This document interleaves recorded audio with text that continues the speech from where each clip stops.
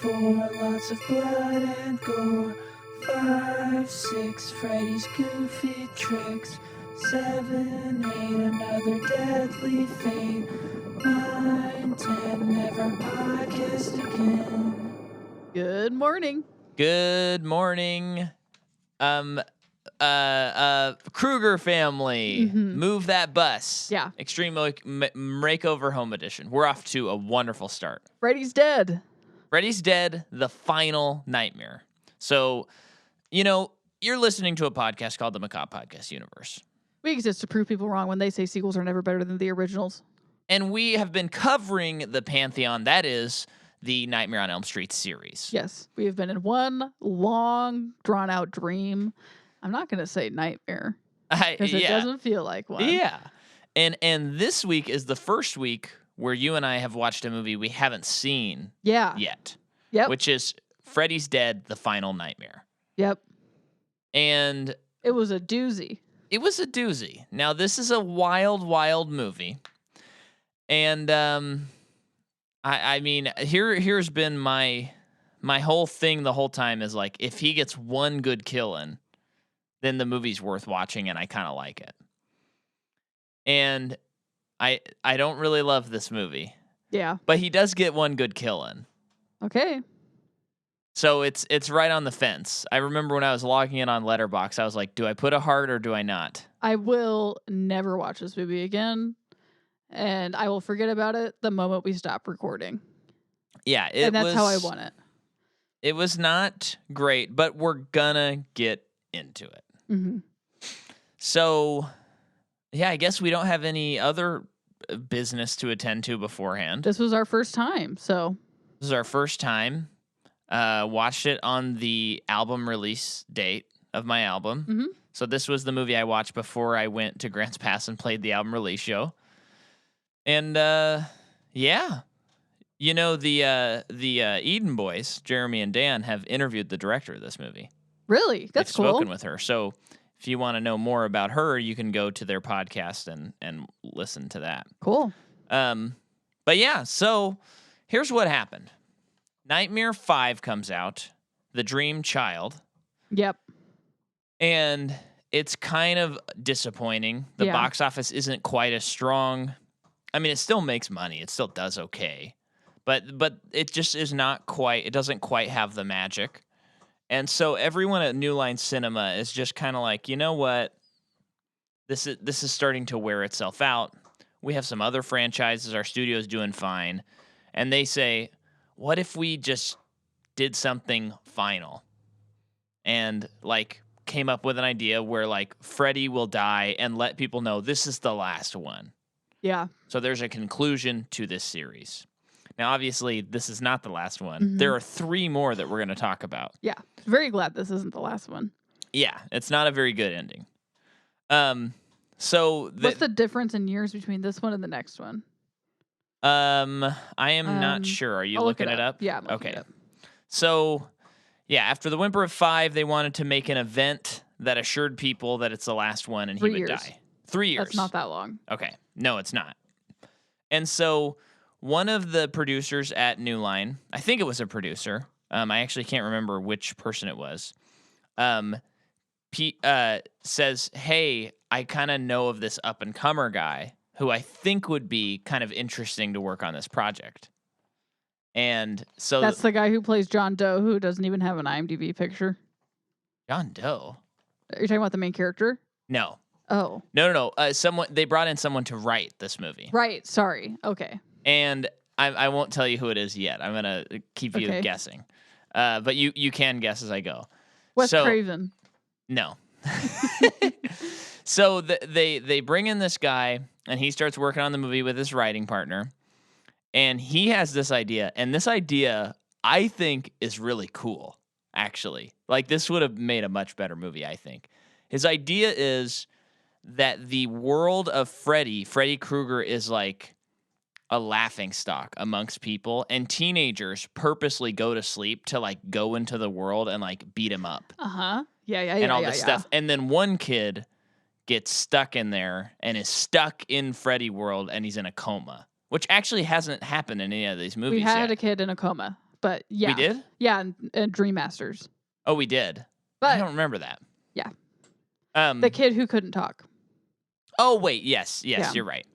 Dream Warriors, right? Sorry. It's not called Dream Masters? Oh, no, it's Dream Master. Well, it's the Dream Warriors is 3. I know, but one of them's called Dream Master. The Dream Master, yeah. That's the 4th one. Right, yeah.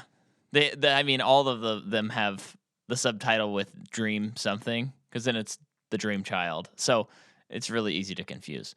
So I think that's a pretty cool idea. Yeah, that's interesting. But I guess the idea of like we're in his head rather than, because yes, someone had a coma. You're right to remember that, but like we'd be like he's stuck in Freddy land. No, I think that's great. But instead, someone came along and said, "But what about this, guys? This story takes place 10 years in the future from the previous movie." Huh? I'm not done. It takes place in this town called Springwood, and all the children are dying, and parents go crazy. Huh? That's the movie. Yeah.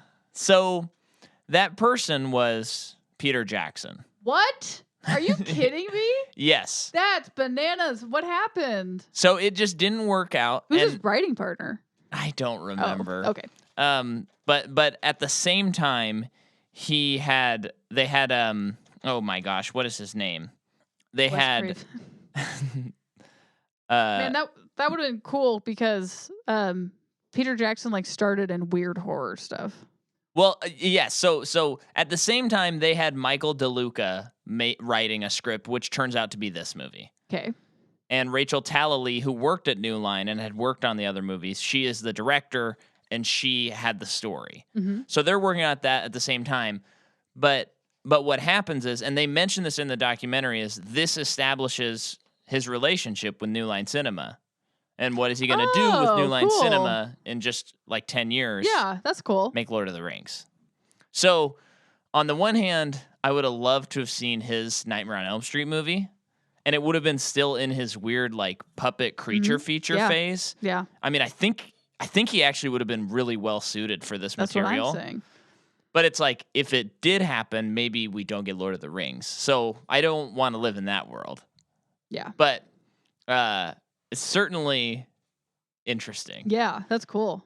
I think, well, no, I can't say that till next week's episode. But yeah, so then here was something that was very, very weird that I found.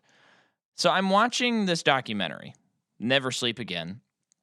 And in this documentary, it goes through every single movie. I've mentioned this several times on the podcast to kind of cite it. And it's just a great, great documentary. It tells you everything. And anytime they cut to the actors, it's just like how you imagine that looks when you are in a documentary and someone's talking to the camera. Yeah. But Leslie Dean, who is the girl who fights in this movie, it cuts to her, and it's kind of like, do your thing, but it's so shocking because no one else in the documentary is like this. Full goth makeup, full like, and I think she's in a band as well, so she's full goth makeup. No, she definitely is. And like full goth stuff. And then there's like what I'm assuming is her lover sitting in front of her on the ground. And she just kind of like has her like arm around her. That person sitting on the ground? Yeah. She's sitting in a chair? Yeah. And the person is just kind of looking at the camera, does not speak. They don't address it. Nothing. It's kind of strange. And it was actually a little uncomfortable to watch. It was very weird. That's odd. Yeah. Ooh, weird. So I just kept looking at it and I was just like, I can't even believe, like I couldn't like wrap my head around what I was looking at because it was so odd. She was once a member of the Dallas Cowboys cheerleader squad. Whoa. But was fired after 6 weeks for punching a choreographer. Really? Yeah, that's interesting. But anyway, so that was very strange. Yeah. Then now you and I, we've not seen. She was a member of the techno group Femme to Femme, not emo, techno. Yeah. Interesting. You and I have never watched Twin Peaks. No. But Twin Peaks came out around this time. And is referenced in this movie. Yeah, and they literally, like, took influence from it. Now, from what I understand with Twin Peaks is David Lynch has such a specific vision. It's not like anyone can just make a show like that. Can I ask a dumb question that you're not going to know the answer to? Okay. That's about like a cold case. Yeah, I mean, it starts that way. But that's how it starts? I got to watch it. Yeah, there's elements of, like, fantasy and okay, sci-fi, I think. I mean, it's like there's, like, metaphors and allegories and all that stuff. I think there's an element of, like, you don't know what's actually real and what's not. Do you want to watch it? Yeah, we've talked about it many times. Yeah, about but not watching in a long time, Micah. Yes, that's true. But yes, we do want to watch it. Okay. We must. It's in our jar. Oh yeah, it is. Well, we gotta watch West Wing first. It's in our TV jar that we made. But so when they were making this movie, they literally looked to Twin Peaks and they were like, let's kind of do some of that. And I guess that informed them to make this more humorous and more Looney Tunes adjacent, according to England. Why don't you just make a Nightmare on Elm Street movie? I don't know. I mean, I don't know why they thought that. Sounds like a bad choice. Yeah. Well, it turned out to be that. And Alice Cooper played Freddy's father in the flashback. And That's on point. I didn't even recognize him. Wait, seriously in the movie? Yeah. I thought when he beats him with the belt. That is Alice Cooper. Yeah. I thought it was I was the guy from Alien. Was. Like one of the guys from Alien. Yes. But no, yeah, you're right, that's him. They asked Alice Cooper to be in it and he said only if I don't look anything like I don't want to look like Alice Cooper. Uh-huh. He did a good job. What's Alice Cooper's real name? Alice Cooper. I don't know. Look it up for fun. Vincent Damon Furnier. That's a cooler name than Alice Cooper. I don't know. Alice Cooper's cool to me. Vincent's just a cool name. It is a cool name, but yeah. And guess what? I was right about something. What? This movie has 10 minutes of it that are in 3D. Wow, that's crazy. So that sequence where whatever her face is puts it on, that is like, okay, audience, put your 3D glasses on. Okay, that's pretty cool. And it was a gimmick that they wanted to like make this movie set apart from the others. Yeah, it's a spectacle. I don't know. That's fun. Yeah, but that is. I thought you had a big breaking thing on Freddy. Huh? Yeah, you said you learned something interesting. Oh, maybe you meant the movie. Peter Jackson. Oh, okay. Wasn't that good enough? No, that was good enough. I think you said Freddy, so I'm like, what happened to Robert in this movie? No. Well, I do have something with Freddy. What? I got one more in the chamber, and then you can go. What?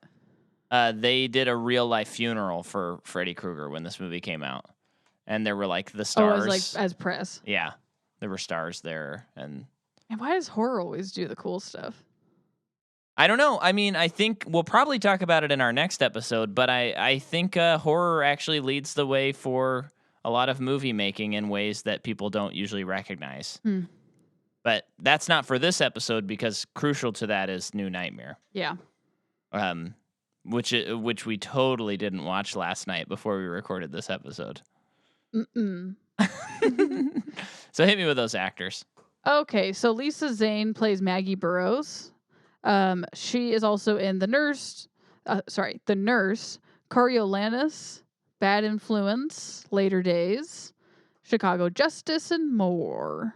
Sean Greenblatt plays John Doe, so that's the guy who has amnesia. Oh, do they never specify who he is? They just call him John because he doesn't even know who he is. Okay. He's in Newsies, which I think that's what I recognize him from because he seemed a little familiar to me, but he also has a weird Jim Carrey thing going on for me. Well, you and I kind of talked about how he has like he kind of looks like a distorted mirror image of what leading men look like. Well, the casting is all off on this movie. Yes. It's bonkers. Absolutely. He's also in Shadow Hours, Hardball, and a couple of other things. Leslie Dean, as you mentioned, plays Tracy. She is in Dynasty, Midnight Ride, Pacific Blue, a lot of TV. Ricky Dean Logan, the kid with the hearing aid. He is in Back to the Future 2. Really? He plays Data. Huh. Maybe that's probably one of Biff's like crew, I bet. Okay. He's also in. Oh, he was gonna be the lead in this movie, but when he read it, he liked this part more. Oh, that's interesting. And reacted to it better. He's also in Red Rooms, Psychotherapy, Los Angeles. He's in Blade Runner 2019. What does that mean? Oh, it's a short. Okay. They got me. I clicked on it. And he's in a ton. I recognize this guy. I've seen him and stuff. Yeah. Breckin Meyer was real surprising. He plays Spencer. That guy's name is Breckin Meyer? Yeah. Wow, okay. I never thought that we would talk about this guy. No. Even with having 2 Garfield movies that we someday could talk about on Patreon. But do we really want to live in that world? We could because there's 2. Yeah, I know. Because this guy is forever John to me. Yeah. Because Gilmore is eating this toy and it is driving me insane. It's loud. I hope it doesn't get picked up on the mics. But he plays John in Garfield. He's also in Clueless and Road Trip and Rat Race. Some Robot Chicken and a ton of TV. Rat Race. Yes. I think that's where I really knew him. Because I don't remember him being in Rat Race. Yeah, I think he's the lead, right? Really? Mr. Bean's in that movie? Yeah. Cuba Gooding Jr. This is like an ensemble movie, though. Yeah. Well, it's a remake of It's a Mad World. You know that there's like 3 of those movies? Yeah. I've only seen 1. Yeah. I've only seen 1 too, but what's also weird is I think It's a Mad World I think it's like over 3 hours. And I just don't remember that. As a kid, I don't remember that either. Yeah. I mean, it's crazy. Maybe I haven't seen the whole thing. Yeah, it's crazy long. Which is just crazy for a comedy. Yeah. And then lastly, Yaphet Kotto plays Doc, the doctor at the juvenile place. He is an alien. Also Homicide, Life on the Street, Midnight Run, Live and Let Die, Alien Isolation. So in Alien, he plays Parker. Yeah. Yeah. And then I'm not going to get into it, but Roseanne Barr's in this movie for some reason. Yeah. And Tom Arnold. Which was very, very weird. Yeah. And distracting. Not good cameo work. The casting is awful in this movie. Yeah. And then Johnny Depp is billed as Guy on TV. Which is weird. Yeah. I will say though, I think what was the guy from Aliens name? Doc? Or Yaphet Kotto? Yaphet Kotto. I actually thought was great. He was so good. Dialed in. Yeah. Absolutely not a single other person was. Well, Robert Englund actually was.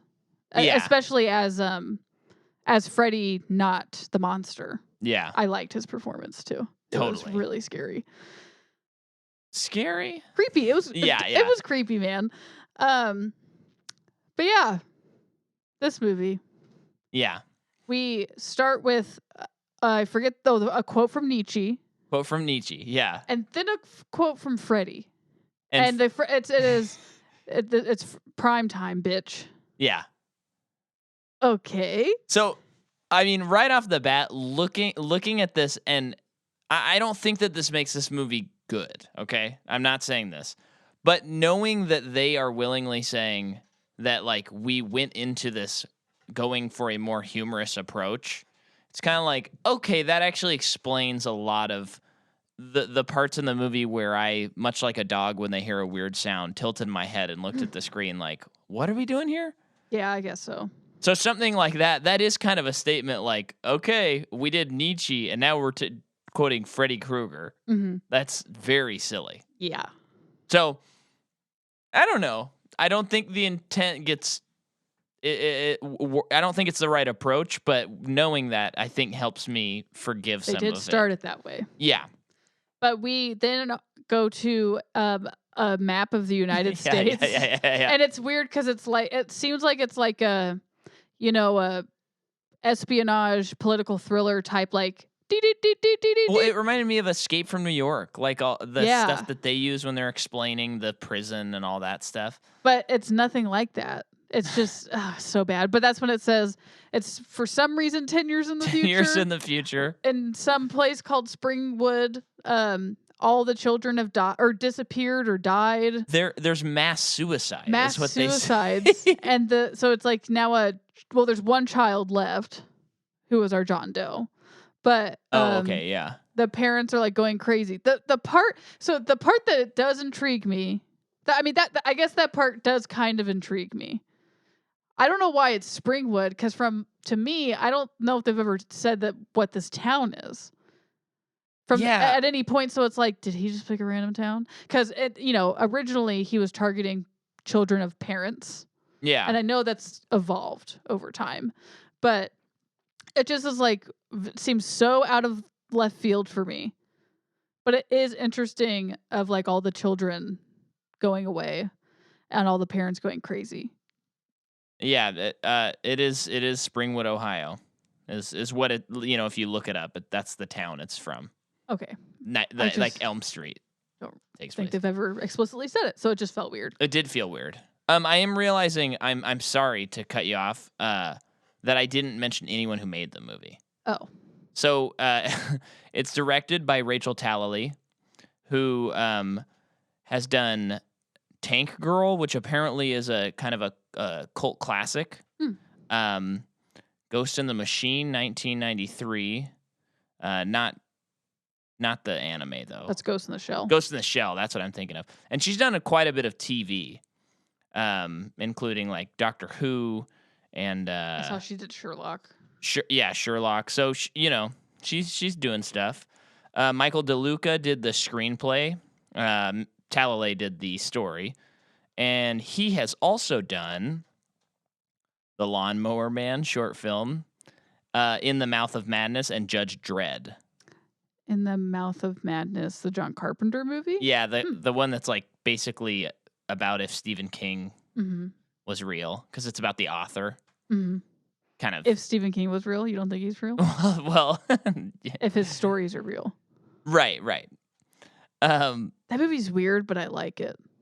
I thought you didn't like that movie. I know, but I kind of look back on it, it's like, it's an interesting movie. I think that movie rocks. There's weird stuff with the lady, I remember.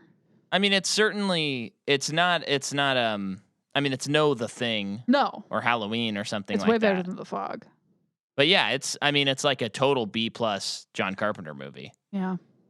It's really cool. Sam Neill's fun. Yeah. Yeah. Cinematographer is Declan Quinn, who he's done Leaving Las Vegas, 28. Oh, I was thinking it was 28 Days Later. It's a movie called 28 Days. Rachel Getting Married. Wait, the one with Sandra Bullock? Probably. And Rehab? Yep. Yeah, it is. Was that good? I think there's like an Office joke about it where someone mistakenly saw 28 Days Later instead of that movie. Yeah, that's funny. I've never seen it. Yeah. Rachel Getting Married. Of course, Hot Tub Time Machine 2. So he gets around. And then Brian May is the music, and it is not Brian May from Queen. That is right here at the top, not to be confused with Brian May, the British musician and Queen band guitarist. Let's see. Filmography. Oh, yes. We talked about him on our second series we ever covered because he did the score for Mad Max. Whoa, cool. Yeah. And Mad Max 2. And he didn't do Mad Max 3, it looks like. But yeah, so we talked about him. The budget of the movie is somewhere between $9 and $11 million. Although on the numbers it says $5 million. So Wikipedia says 9 to 11. On the numbers, it says 5. And it did make $34.8 million at the box office. So, I mean, can we just say it again that other genres besides horror should try to make movies that don't have a huge budget? Yeah. We found out the budget of Barbarian. Have we talked about that? Yeah. What was it? It was 2, right? Oh, yeah, you told me it was a number that seemed impossible. Yeah. It seemed impossible to make a movie in 2022 for that little money. Yeah, let me just double check here. I think it was 4.5 million. That is still so little. I know. To say $5 million for the Freddy movie, that still seems pretty low even for the time. But it is a little bit more understandable. 4.5 in 2022. Okay, fine. 2021, whenever they shot the movie. I actually don't understand how they did that. It made it look that good. Yeah. And they had, they had effects and makeup. They got Justin Long. I don't know. Spoiler alert. But he's in the trailer. Oh, okay. Yeah. Okay. Yeah, I wonder, it would be so fascinating to see a breakdown of like Barbarian's budget and like even like an Ant-Man, like the first Ant-Man, which I'd assume has a lower budget than most of Marvel movies. Yeah. Because I just wonder how much you're getting the same cast over and over and they're becoming big actors. If you hire Tom Cruise for a movie, it's not going to be it can't be a low budget movie. Mm-hmm. Same with now the Marvel actors, basically, unless they're doing something non-Marvel, in which case sometimes they don't mind doing that. And then I wonder how much CGI really costs. Yeah.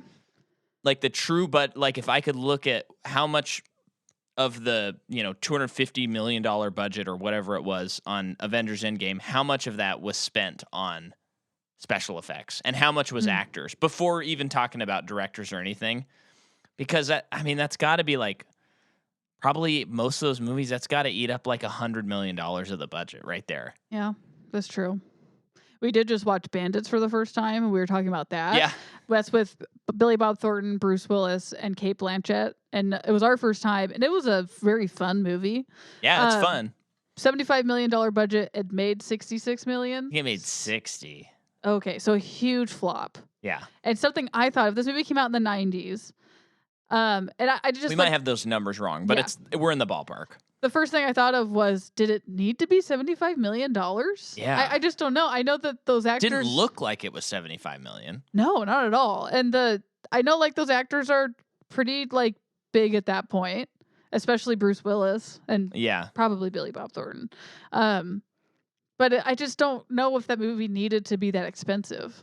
No. If it had been like 20 million less expensive or even like 30, I don't know how much would be different based on like where did the money go?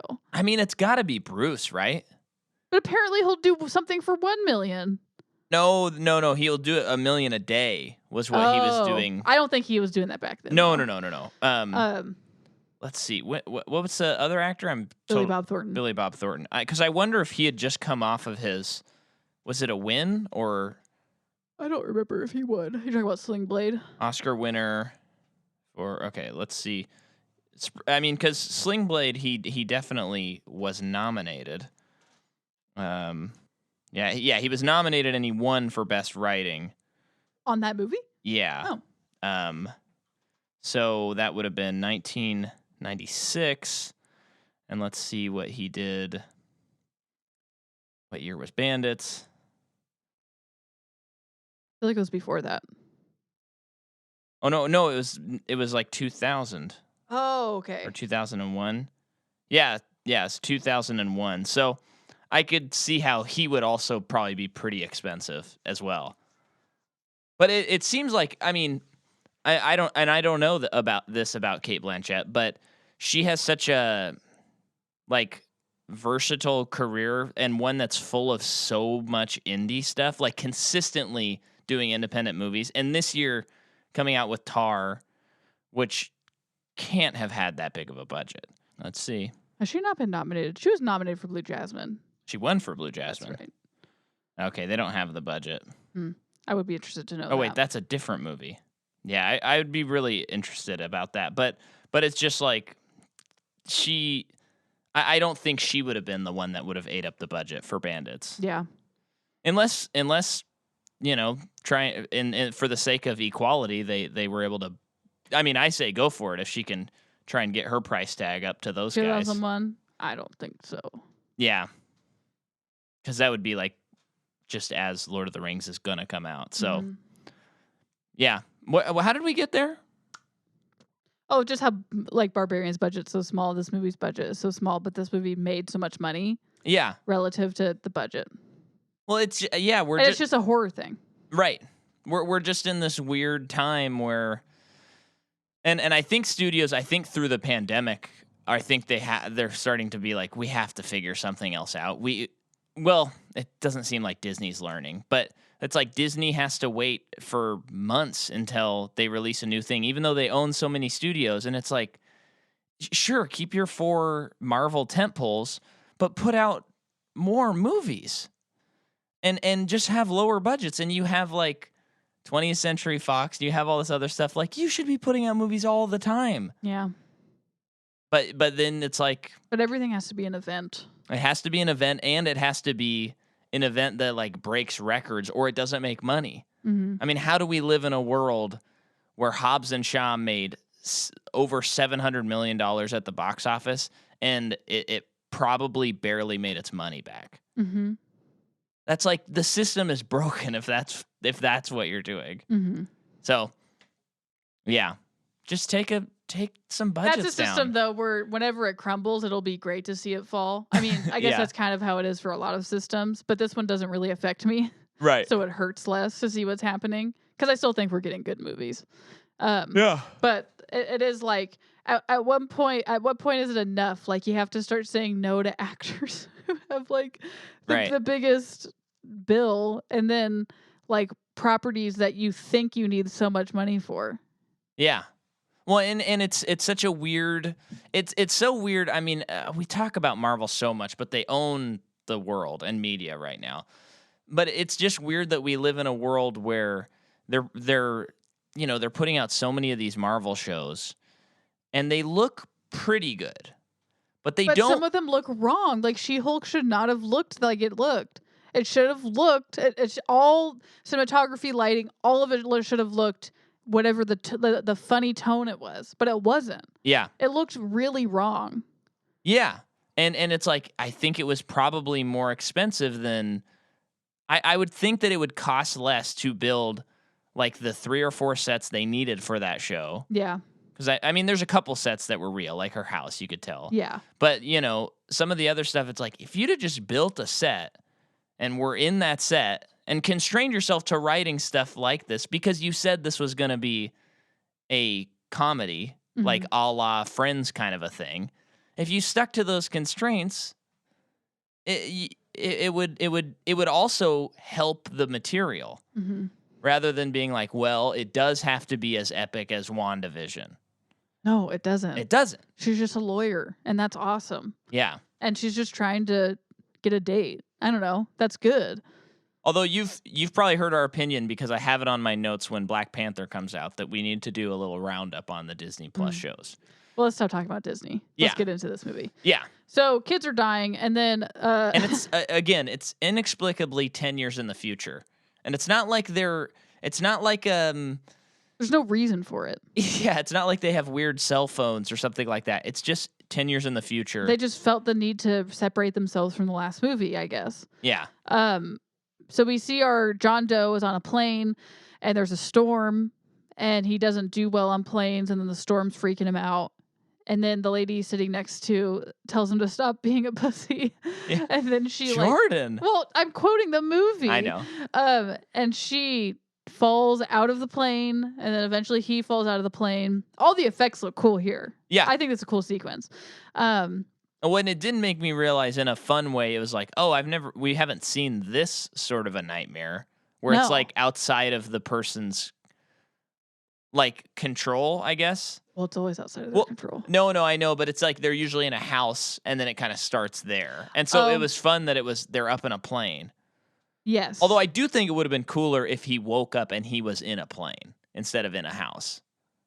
Like flying over Springwood or something. Wasn't he trying to get out of the plane? Of the town. Yeah. So maybe he was on a plane. I don't think so, because I think he wakes up and runs outside at some point, and he's like... Until when we got back to reality, honestly. Yeah, you're right. But he falls back to Earth, and then I think he wakes up in his bed, but he's still in the dream. Yeah. And then... The house is falling now.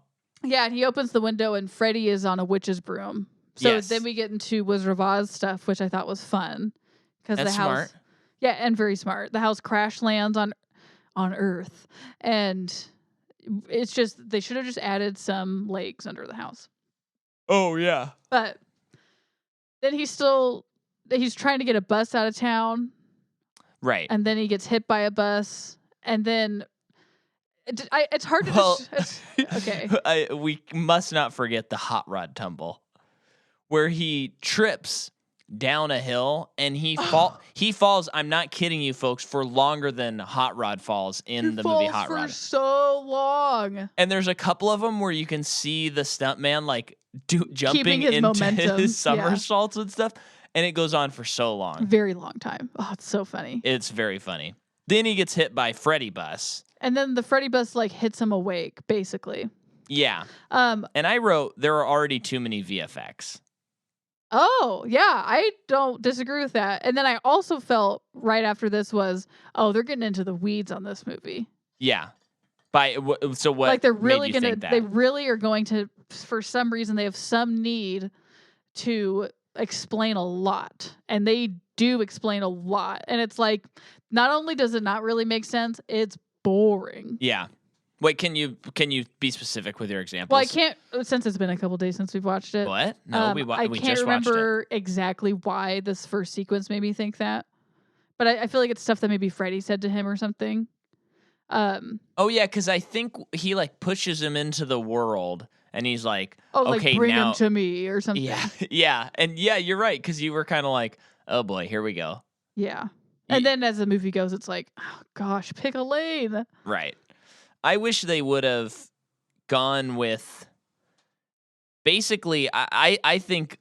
I mean, I like the Peter Jackson idea the most. Yeah, it's cool. But if you're gonna do this, I think it would have been cool if they did basically just do the Wizard of Oz and just make it like Freddy Krueger is the Wicked Witch of the West / maybe he's what's the guy? He's Oz. Yeah. And they just have to follow the yellow brick road to get out of their dream. Someone's in a coma, and their coma is that it's Freddy Nightmare. So it's a twisted Wizard of Oz tale. Yeah, I think that would have been freaking cool. Yeah. And that movie already has nightmare fuel to it, but you had Freddy doing that. Freddy is a flying monkey. Come on. Into it. That would have been cool. But then we go to the youth shelter. Mm-hmm. Well, he is picked up. He like wakes up and all he's got like $60 to his name, which he doesn't remember, and a newspaper clipping about Amanda Krueger still being missing or something. Uh-huh. Wow, this makes so little sense on a lot of. Well, okay, yeah, and then he gets picked up. What was it? Taken to the youth center. Wasn't Freddy Krueger's mom's name Amanda? Wasn't it? And I'm looking it up. In this movie, what's the last movie? Dream Child. The Dream Child. Yeah, the Dream Child. But, and then in this movie, isn't this Amanda Krueger? Isn't it his wife that they're talking about? What? Yeah, that's kind of a strange thing. What do you got? Amanda Krueger. Yeah. Is the mom? What do they think they're doing? But is it the wife in this one, or is it like no? Because everybody knows. No, it is because he kills his wife. Yeah, that's weird. I think it makes well, it's not. I shouldn't say it makes no sense. I think it is dumb that he has a wife and kid. I don't know. I think that's just not a good story. I'm kind of conflicted about it. Yeah. I mean, when a story takes, I know that, okay, we are talking about a series that by the creators and by the inferences in the movie is literally about a child molesting child killer. But when they flirt really close and are more graphic about it, even though these scenes actually aren't graphic, that's when, to me, just as a viewer, like anytime a movie heads down that route, it doesn't really matter what genre or whatever. I'm always like, do we have to do this? Yeah. And that's not necessarily an indictment on people writing stories like that. Yeah. I don't really know how to handle that kind of material because it's just so delicate. Yeah. But having said that, if I put aside the fact that I just don't like seeing that type of story told usually, this it is sort of interesting. And I do think, like you mentioned, Robert Englund is so good in it that sequence where he's killing the wife and then, you know, he has the basement full of stuff. It's certainly interesting. It's the most interesting thing this movie is doing. I don't really think so. You don't think so? I don't buy a second of it. Yeah. Personally. Do you have a reasoning for it, or not that you have to, but I just think it's not the right. I just think it's not well written, I guess. Yeah. And it's not the right story. Freddy Krueger is just so zany, and obviously he did terrible things from the beginning. Right. We know that. But he's so zany and stuff that it's like I don't need to know who the real Freddy Krueger was. Right. I don't need to see flashbacks of him being a father and a husband. I just don't need it. Yeah. I don't know. Right. I know and we've already spent so much. We've already spent a few movies on Freddy's background already, specifically how he was conceived and who his mom was and stuff. That it's like, and then you're gonna add on top of it that he had a family. It's like, I think we had enough with the other stuff. Yeah. I think that's how I feel. Well, and it is. I don't know if it's odd because I don't know how canonized the show is. Yeah. But in this movie, it shows when he's attacked and burned briefly. Like people throw bottles of fire into his house. Molotov cocktail. Yeah. Okay, I don't remember that. Not bottles of fire, Molotov cocktails. Yeah, it's like a very brief cutaway. And in the show, the scene where they show that plays out much differently. I don't know that you have to be beholden to a pilot that no one ever saw, but I was kind of like, oh, okay, so this is different than that show where I watched that episode. Yeah. Yeah, it's that weird thing. It's hard to define for me. Sometimes where it's like, you know, Nurse Ratched, I don't need to sympathize with her. I don't care. Same. Yeah. Right. And I have since found I don't need to sympathize with Joker. I don't care. Yeah. But then it's like... Well, that's actually a really good example. Joker is zany and fun. Even the Dark Knight stuff, he's zany and fun. I know he's really grim. I know. We've talked about this to death. But he's also zany and fun, and they flirt with what his backstory is because it doesn't matter. Yeah. So, and that's just the perfect, like that's what I wanted from that character. Yeah. And then when they make a movie about Joker, it's like, I never wanted this. Right. But then there's so many other characters, like I think not Ultron, Ultron, but Endgame. What's his name? Thanos. Yeah. Like it's nice to know why he is the way he is because the movie doesn't really work without that. No, and also I don't think a lot of people knew who he was. I mean, I know comic book fans did, and they were leading up to this character for years. But for me, I don't know who that guy is. He's just purple. Yeah.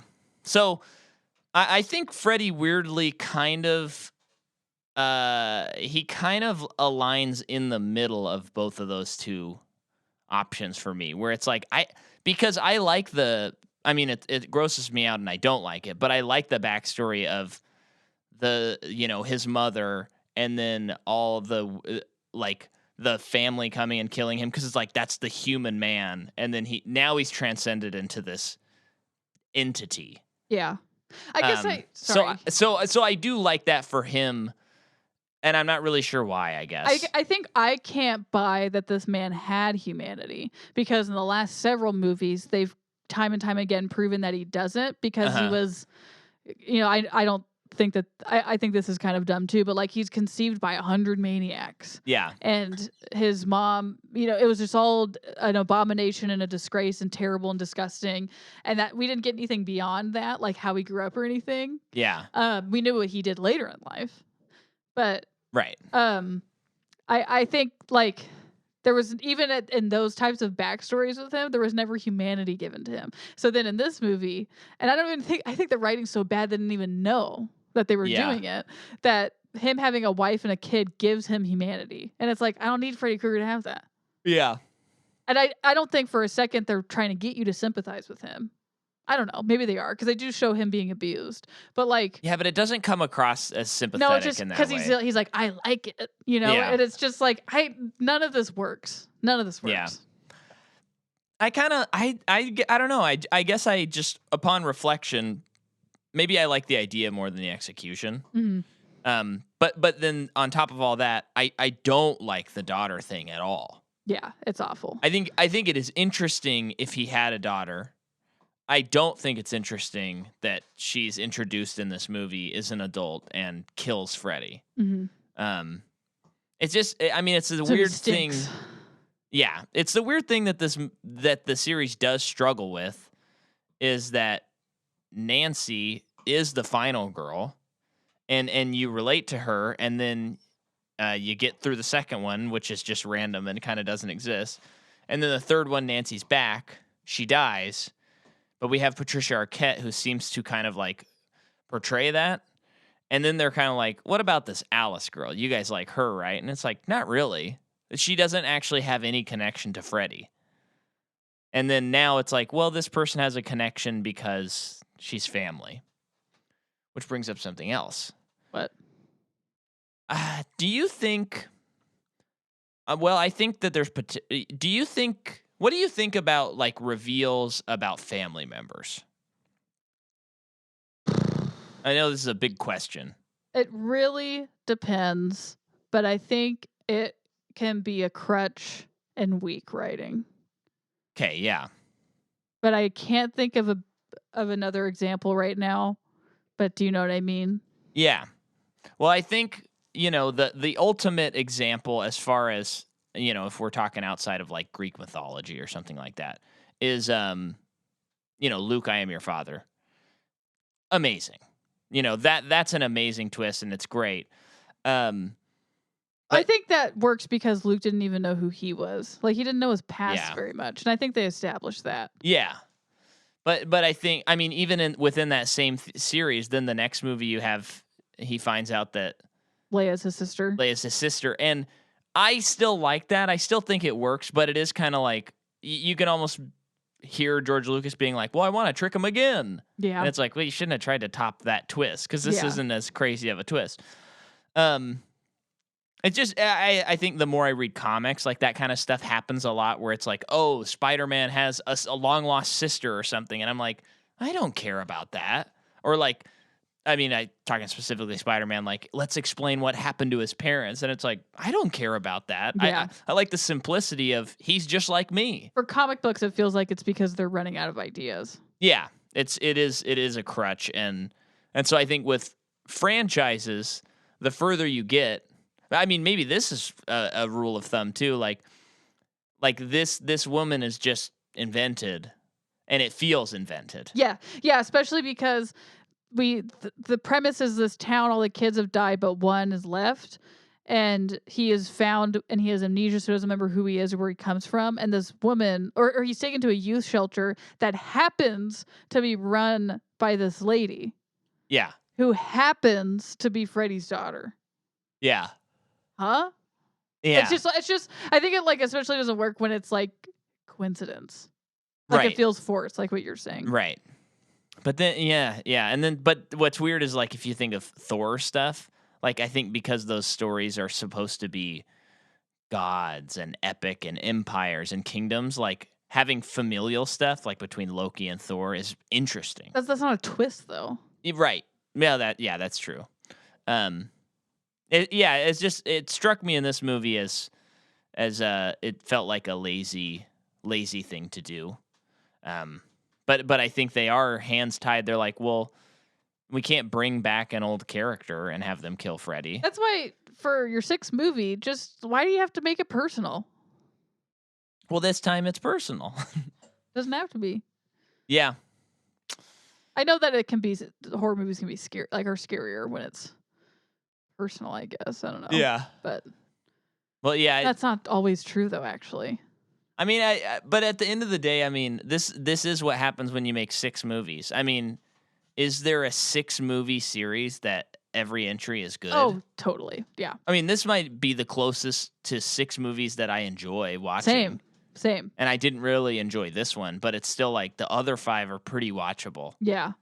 And this isn't unwatchable. It just is a little boring. Oh, I didn't like it. It was so boring. So John Doe gets taken to the youth shelter where we meet John from Garfield. Yep.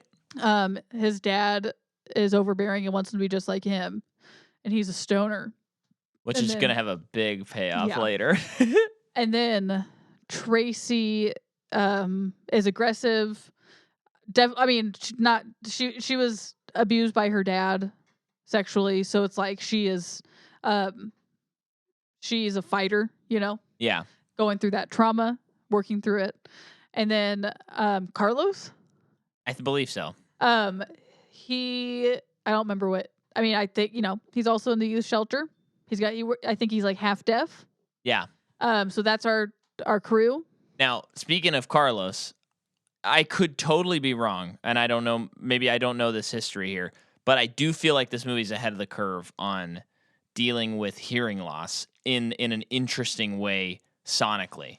Yeah.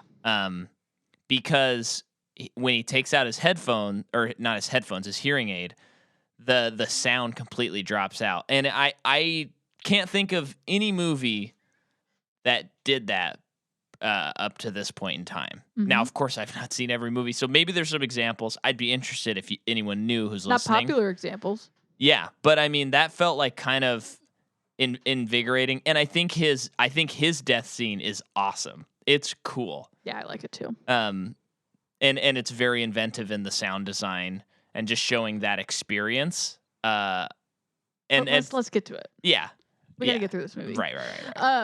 So yeah, so then we get the girl. I already forget her name. Do you remember? No, I actually am not sure who you're talking about. Freddy's daughter. Oh, we can call her Freddy's daughter. No, it's Maggie. Catherine. Oh, it says Maggie. Oh, on well, we IMDb. find out later it's Catherine. Okay, well, she's adopted. Yeah. So, we could call her Catherine. So, she runs the youth shelter. She's checking in John Doe. John Doe don't know who he is. And then she goes and talks to Doc, who is like the therapist. He meets with the kids. He mentions these dream demons. Yeah, he's trying to do dream therapy with kids to help work through their trauma. And then, he mentions dream demons. Boy, is that payoff such a letdown. But they were in 3D, so I think it was pretty cool. Yeah, at least they were in 3D. Mm-hmm. And then what happens after that? So I wrote, waking up dream stares, blurring reality. And I don't know what that means. I think that's when John Doe's sleepwalking. And he's like walking upstairs in the dream, but he's walking through the halls and he starts like walking in the air, which did not look good. And I think that's a product of the time. Yeah, I said effects. out loud, oof. Yeah. And then now they're like, okay, we got to take Maggie / Catherine is like, here's what we got to do. You are an amnesiac. You have amnesia. Actually, I think amnesiac's not a word, but it is a Radiohead album, so we're going to use it. You're an amnesiac, and here's what we're going to do. We're going to take you back to Springwood because I saw an article clipping about Amanda Kruger, and that's going to jog your memory. We're going to take this van, and we're going to drive out there. 2 miles away, by the way. Just you and me. Did you catch that? 2 miles So away. it was only 2 miles away? That's what the sign said. Okay, I didn't catch that. I'm pretty sure it said 2 miles. Yeah. And then there is some sexual tension between her. Well, that's why the casting's all off. She is way too young and he is way too old to where you don't. If these characters are not supposed to hook up, right? You should not make us think that they could. That is like that's got to be like casting 101 or something. Right. It is all wrong. It's very weird because the whole movie I was like, they're gonna kiss, right? Yeah. When did they bone? Vulgar, Jordan. That's what happens when you watch This Is the End the night before. Jordan starts saying things like that. So then Tell people we watched that movie. Oh, should we not? No, I'm kidding. I'm an open book with the movies I've seen. And the book is now closed. So they're driving over there, and then John Arbuckle. Yeah. And Tracy, Carlos are in the van, and they were going to sneak away. Mm-hmm. Now, what I just had such a hard time getting over this is Maggie's like, oh my gosh, why did you guys come here? That's crazy. You guys take the van back to the youth center. Yeah, you know what? You guys are in a lot of trouble. Drive the van back. I'm giving you the keys, and I'm trusting you to go back. Yeah. Dumb. She's bad at her job. She's got bad ideas. She does. And here's another like missed opportunity I thought in the movie. So the kids are trying to drive back. Well, we got the fair scene. Well, we'll come back to it. The kids are trying to drive back, and Carlos is opening his map. I kind of like that he like can't figure it out, even though it's pretty goofy. Again, he can't figure Looney it out Tunes. because he's sleeping. Right. But they're Micah. They're driving around and they can't get out of the town. Mm-hmm. And so I thought, okay, this is sort of interesting because I think all 5 of them are like asleep somewhere in this movie, and they are like stuck in a town that's like a dream town or something. Yeah. And I thought that's interesting. That's real. Like, what if this is pretty out there, but all of these kids have gone missing / suicide is what people are claiming it to be in this town, and the parents have gone crazy. But all these kids have kept talking about Fred Krueger. So these parents are like, let's all Inception fall asleep together, like all hook in and fall asleep together. So because maybe we can find our kids in this dream that all of them kept talking about before dying. That's so interesting. then the town becomes a little dream world, and then we go into what you're saying. Yeah. It's the power of the parents dreaming that sucked them in. It's just like WandaVision. Right. Actually, that's a good example. Yeah. But because it's kind of like earlier in the movie, he says like, bring them to me. And there is this blurring of reality between the dream and our world. So I thought, okay, this town like is a dream sleep town, and they drove into it. And now they're stuck in their like subconscious, but they were just stuck. They couldn't drive out. Well, I think it had something to do with Freddy, but no, I know, but I mean, like by the logic of the movie, they couldn't figure it out. Yeah, because no one was asleep. Yeah. So, but they're at this fair. There's no kids there, which is a little creepy. Really, like a ton of creepy clowns, rotting food. Roseanne and Tom Arnold come up to the kids and are like kissing them, and it's like, oh my gosh, be my child. Oh my gosh, and then they go away. That's it for Roseanne. Yeah. And it's something we should mention is our dog Gilmore loved this movie. Oh yeah, he could not take his eyes off. It was weird because he doesn't really watch the TV. He'll usually look up maybe once a movie at the most. You watch Star Wars? Yeah, he did like Star Wars, but he was like, it was weird. He was watching this movie. Mm-hmm. It kind of freaked me out a little bit. Because he was what frequency was it at that it was working for him? Yeah, I don't know. But there's something about, I mean, I don't know about other dogs, but at least our dog, it's like the expression is gone from his face, and he's just staring, and it looks like he's 1 second away from either falling asleep or jumping off the couch and screaming, barking. And so keep on turning and seeing him just watching this movie, kind of head a little bit lowered and looking up at the TV was very strange. Yeah. But yeah, so then they're walking through the town. They find a man who teaches the class Freddy 101 to no children. Freddy had a kid in 1966, and it was taken to an orphanage. And he's like, John Doe goes, I'm that kid, so I can help kill Freddy. What's also kind of weird about this movie is I kind of appreciate it because we have seen 5 movies. But at the same time, it's weird that all the characters are like, oh, yeah, Freddy Krueger. Okay, yeah, he does all the stuff. Yeah, we get it. Like, there was... Everyone's so accepting. Well, everyone's just like, oh, yeah, Freddy Krueger, duh. Like, people who don't even live in the town, like our main core, no one is, like, disbelieving of the situation. They were very disbelieving in the last movie. Her friends were. Yeah, in the last movie. I'm talking about this movie. Oh, I'm sorry. I thought you meant every movie. No, I'm saying I kind of appreciate that we skipped that because we've seen 5 movies. I get you, yeah. But it's kind of weird in this movie because there's a guy teaching a class on Freddy, and it's like, how does anyone know about this? Because parents don't believe in Freddy. That's kind of one of the things. But when all the kids go. Right. Yeah. It's just kind of weird. Yeah. But yeah, so John Doe thinks he is the son. So then they go to the orphanage, I guess, to confirm it. Yeah. And they meet with the lady, but she can't like give him information. They do find a little drawing that says like by K. Krueger. And that's when I was like, her name's going to be Catherine. Because you said Kathy, buddy. Well, yeah, right. I mean, come on. I know.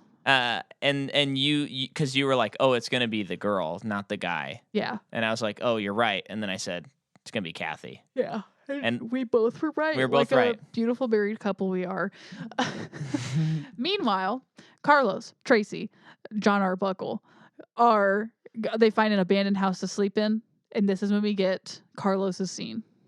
And when they go into the house, it stretches and turns into the house. That looked cool. House. That was great. So Carlos falls asleep, and he has this pretty wild dream where he gets like his hearing aid is pulled out of his head or something, and then it's given to him again, and it like pulses. Well, it's like a tick. Before that, he like sees his mom, but then his mom turns into Freddy, and they're like, "Let me clean out your ear," and they take this really long Q-tip and they shove it through his head, and it comes out the other ear. Yeah.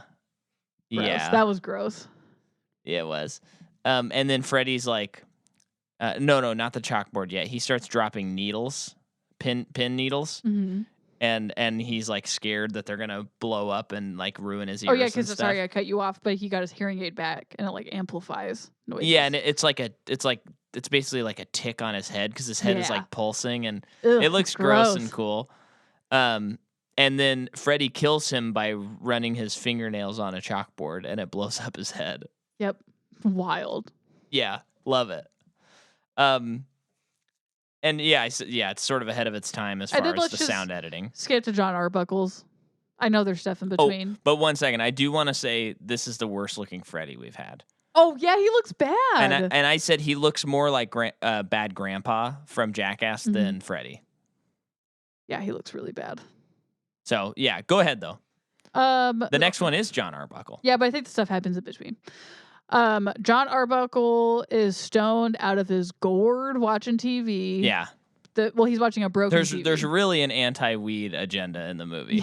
Yeah. And we get a fun cameo from Johnny Depp. This is your brain. This is your brain on drugs. And he fries the egg. And then Freddy shows up and like kills him. Johnny Depp. Pushes him aside. And then psychedelic colors and stuff. A classic weed trip. Very Yellow Submarine, yellow or colors come out and suck him into the TV. Not scary at all. Nope. And then he's like in a video game that Freddy's playing. Continues not to be scary. Not only is it scary, it looks really bad. Yeah. And this part of the movie goes on for way too long. Way too long. And he like... He's in the video game, and it's just one of those things where you go, couldn't you have done one more take? Because he starts fighting Freddy in the video game, and it looks really bad, and then he gets punched or something, but he hits like a power-up, and then John Arbuckle's like, Super Spencer! Oh, it's so bad. And then the Tracy's there, and then John Doe and Maggie show up to help, and John Doe's like, I can help him, make me fall asleep, knock me out. And Tracy's like, I don't know how to, what do you mean, knock you out? And then he hits her, and then she knocks him out. I thought that was so dumb. Yeah. And then she just does a trance and falls asleep. Yeah. So they're and so I think, if we want to like make this movie about something, as we all know from our wonderful episode on 4. Where we had the BO boys on, we discussed how Freddy is like an auteur, and he must spend just hours and days like dreaming of how to take care of these people. So if he's an auteur, then this is like when an auteur just kind of loses it. Okay. So this is the story of like when an artist makes that project and it just doesn't hit anymore. So that's what this movie's really about. And in that regard, very clever movie. One can only think if one was to make another movie in this series, they'd need to get the original creator back to make it a good one. Oh, man. So, yeah. Now John Arbuckle is bouncing up and down in the house, and... There's like a Scooby-Doo hallway gag. It's so bad. Yeah. So then, like, Tracy and John are, like, trying to fight Freddy in the dream. I don't know. And so they do a callback that makes me feel like, okay, 2 is canonized. Because in the video game, Freddy uses a towel as a weapon and starts like whipping him with the towel, just like he killed the gym coach in one of the funniest scenes of all time in Freddy's Revenge. And this is where I wrote, why did this movie need to be 10 years in the future? This is when I was like, okay, like now was when you're asking this question. Well, I thought it before, but I'm like, okay, they're not even using like futuristic games. No. And then we find out that it's not a boy. Oh yeah. John finds this out, and then like he dies. Yeah. He falls from the sky on like a bed of nails. And then he says, "It's not a boy, it's," and then he dies. Right. And then no one remembers Carlos or Spencer when they come back to the youth shelter. Yeah, why was that? He's like erasing them. I mean, that's just a thing they made up, but yeah, that's right. Yeah, which just doesn't, I don't know. It just kind of, the movie doesn't one like. That's like, why? Yeah. And then Freddy has his daughter flashback, or I mean, they show the daughter flashback. Yeah. And then every town has an Elm Street. That's fun. Mm-hmm. Not really much of a payoff. Then I wrote Tracy flashback. She has a flashback with her dad. Oh, she beats him up. Yeah. Oh, and that's all we got to say about that. So Maggie/Catherine officially finds out, goes back to her home with her mom, and like finds the adoption certificate, like confirms that she's adopted, and is asking like, who were my parents? Yeah. And then then we all figure it out. I guess we learn more about Freddy, which we talked about earlier, that we didn't need to know. Yeah, and then the guy from Alien like has a dream, and he rips off a piece of his clothing and brings it back. So they go, okay, here's what we got to do. We have to bring Freddy into our world, and then we can kill him. Yeah. Which I do think is sort of a clever idea because we've seen him die from so many other ways. Yes. But it is not a good payoff, because the problem is when Freddy is pulled out into our world, then he's no longer able to do creative stuff anymore. Yeah. So all the interesting, cool things he does are not there anymore. Yeah. So he's just like a man that's strong. Yep. I do think his glove like flies around or something like that, but not by itself. No, okay. I think I'm getting that confused with maybe a movie we watched that's after this movie that we didn't have time yet to record this one. So then the guy from Alien gives her 3D glasses. And is like, put these on, and when you're in the dream world, they'll be whatever you want to be to see what you need to see. And they're literally like, there's footage in the doc of people at the theater being like, when she says, when she's given the glasses, that's when you put on your 3D glasses, everybody. So, it's bad and it's kind of silly. It is kind of a fun gimmick though. Mm-hmm. I do kind of like it. Mm-hmm. So yeah, they're doing that. And then we see that in Freddy's memories. Oh yeah. Oh, you know what? No, I didn't like this part. Freddy has a memory where he's a kid. Oh yeah, and he like kills a hamster. And everyone's calling him like son of 100 maniacs, son of 100 maniacs. And then his dad is whipping him, who's Alice Cooper. And then the demon. It's not his dad because he's like an orphan. Or it's like a foster situation. Oh, right. Yeah, you're right. And then the demon souls choose Freddy, and they're like, you are forever. Oh my gosh, yeah, this is even worse.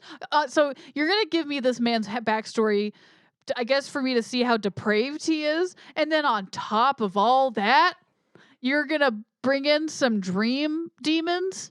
I don't think so. Bad. Yeah. Really bad. It makes no sense. And I'm bored. Yeah. Yeah. And so then finally, like, she brings him out of the realm. And they fight. Him and her. And he's saying, like, don't hurt daddy and stuff like that. I hate it when people say daddy. I know. And then she blows him up, and he blows up in his head 3D, like flies at the screen and explodes, and then flies again at the screen and explodes. And then it's like, we did it, and they show footage of all the previous movies to like show that we did the it. End. Yeah, just like they did it in Rocky V. So, I mean, it's not very good. It's gonna be so bad. But And it's already starting to fade away in my memory. But I do think, here's what I'll say, and I was going to save this for next week, but we have watched New Nightmare. And I think that whatever needed to happen to bring the franchise to where New Nightmare needed to happen, I will gladly take. Because New Nightmare is unbelievable. And on top of that, there's just a couple of references and stuff that I thought, like, you know what? In retrospect, I like Freddy's The Final Nightmare because of what this movie's doing. But you don't have to watch it again. No, I don't. But I do have to watch New Nightmare again. Mm-hmm. So we did it. Did we not? We did it. Freddy's dead. Freddy, we killed him.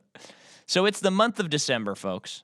And that means you can go to patreon.com/Micah McCaw and you can listen to our episode on James Cameron's Avatar. Wait, what month is it? It's December, folks. And later this month, we'll be doing Puss in Boots, The Last Wish.